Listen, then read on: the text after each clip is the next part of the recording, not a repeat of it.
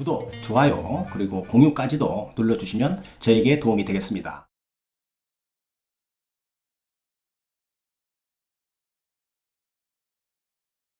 안녕하십니까. 교통사고 합의 전문 채널 유국장TV입니다. 유국장TV는 사고 후에 교통사고에 대한 법률적인 지식이 없어서 힘들어하는 피해자를 위하여 정보를 드리는 교통사고 상담 전문 채널입니다. 만약 유국장TV의 영상을 봤음에도 불구하고 궁금사항이 있다면 911LAW죠. 카톡으로 문의하시면 교통사고에 대한 궁금증은 모두 제가 해결해 드릴 수 있습니다.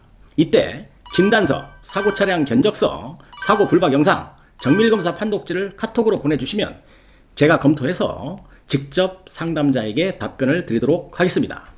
오늘은 교통사고 피해자가 합의금을 조금 넉넉히 받아야 하는 이유에 대해서 왜, 무엇 때문에 그런 것인지 한번 알아보는 시간을 갖도록 하겠습니다.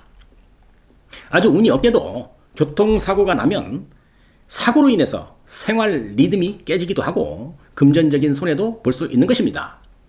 교통사고 피해자가 교통사고가 발생을 하고 치료를 한 후에 보험회사와 합의를 한 후 모든 것이 종료가 되는데 합의금 받고 만족해 하는 사람 보셨나요? 대부분은 무언가 모르게 손해를 봤다는 느낌이 들 것입니다. 그것이 왜 그런지 알아보도록 하겠습니다. 사고가 나면 사람만 다치는 게 아니고 차량이 부서지게 되는 경우, 또 차량을 폐차하는 경우가 생길 수도 있습니다. 이러한 경우에 차량 공업사에서 차를 아무리 잘 고쳐도 원래 똑같은 모습과 그런 어떤 기능은 상당히 힘들 것입니다. 사고가 커서 차량 견적이 너무 커서 폐차 처리하는 경우도 있을 수 있고요.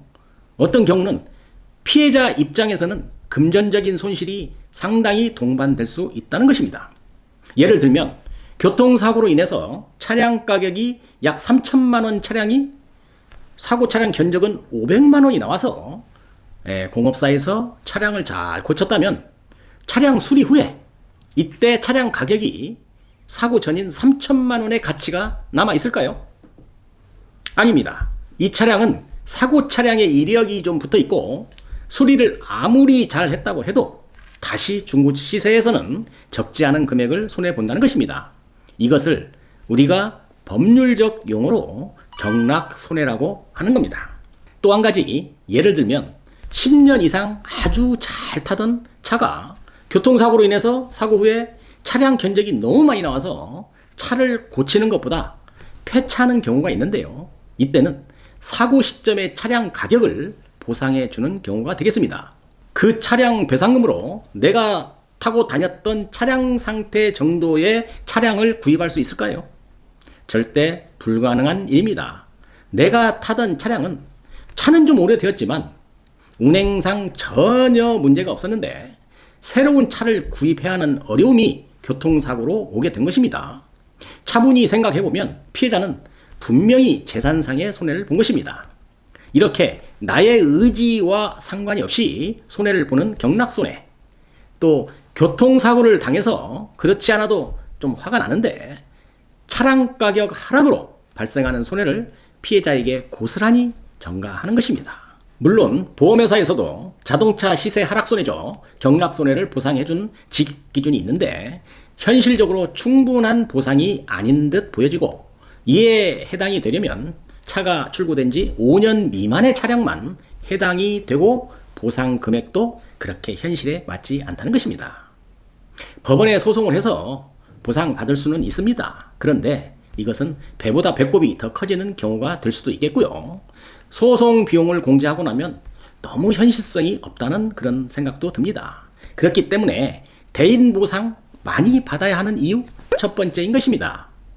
그래서 교통사고 후에 진단이 2주, 3주 나왔는데 합의금으로 200에서 한 300만 원 받았다고 잘 받은 합의금이 아닐 수도 있다는 것입니다. 결국 피해자가 손해를 볼 수 있다는 것이죠. 차량에 대한 경락손해가 300만 원 이상이라면 그러면 결국은 내가 사고로 인해서 보험회사로부터 금전적으로 받은 것은 전혀 없을 수도 있다는 것입니다. 자, 두 번째 이유입니다. 위자료 너무 적어도 너무 적습니다. 이 지급 기준 제도 몇십 년 그대로 보험회사는 사용하고 있습니다. 제일 많은 피해자 12급 염좌인 경우에 15만 원입니다. 이것이 교통사고 피해자가 입은 정신적인 스트레스를 위자하는데 이게 적당할까요? 법원에서도 판사님이 위자료를 책정을 할 때는 이 정도 환자라 할지라도 약 100만 원 정도는 인정을 해주고 있습니다.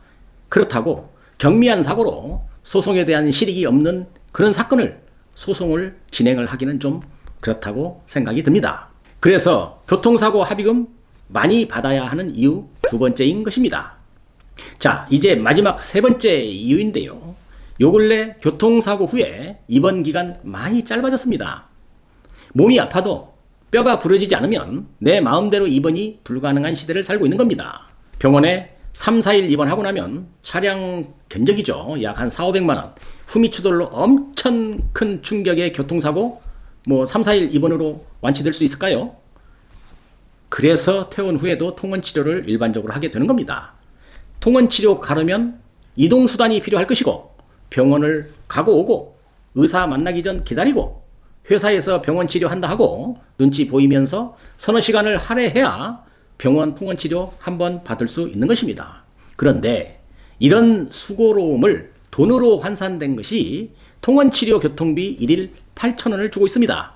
이 금액이 현실적이라고 생각하시는 분들 혹시 있을까요? 통원치료를 1일 받는데 보험회사가 지원해 주는 것이 8,000원이라는 겁니다. 이 금액 만족스럽지도 현실적이지도 않을 겁니다.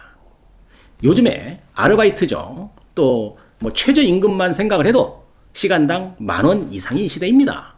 교통사고 피해자가 치료를 위해서 하루 3, 4시간을 허비했는데도 8,000원만 주고 이것으로 끝이라고 하면 꼭 그게 옳고 그름을 떠나서 현실적으로 타당하다는 생각이 들지 않는데 그것이 꼭 나만의 생각은 아닐 것입니다. 그래서 교통사고 합의금 많이 받아야 하는 이유, 이것이 세 번째인 겁니다. 자, 오늘은 교통사고 피해자가 정당하게 교통사고 합의금을 잘 받아야만 피해자 자신이 재산상의 손해를 보지 않을 것이라는 주제로 영상을 촬영하였습니다.